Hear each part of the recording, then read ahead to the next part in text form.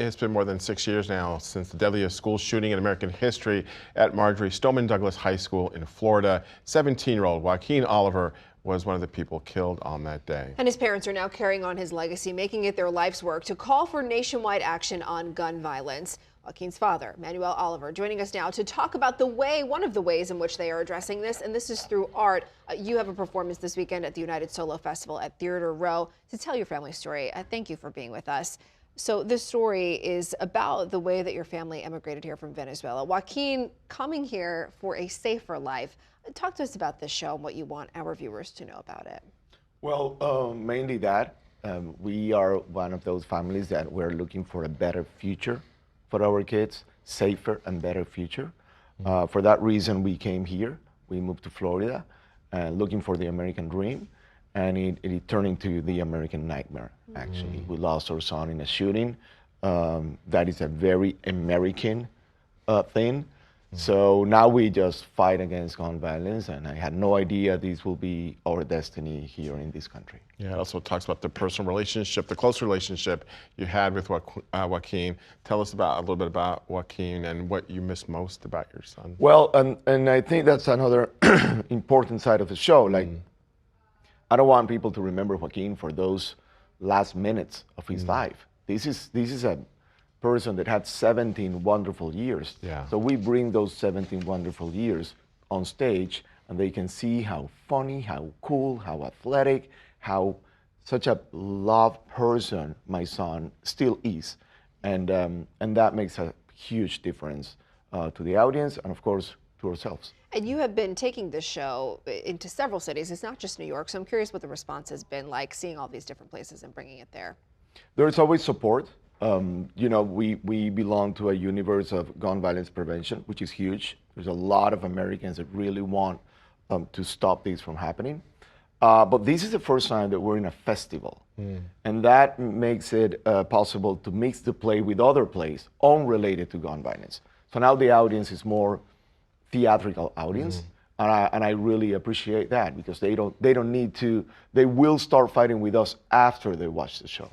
You have said that performing in this show has not been cathartic for you, that it has not taken away the pain of losing your son. Describe what the past few years have been like for you and your family.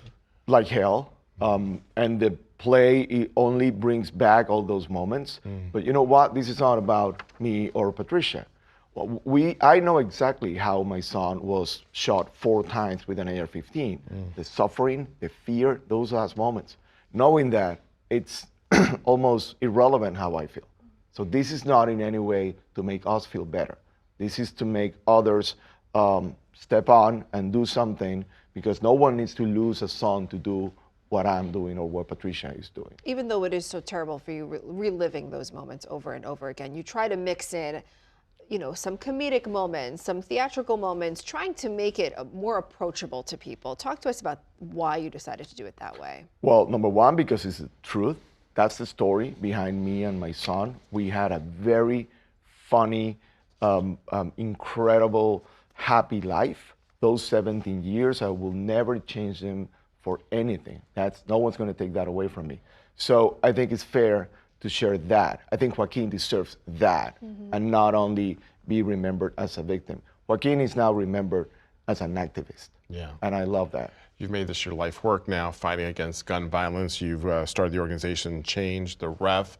So much has been said about gun control. We talk about it every day, gun reform.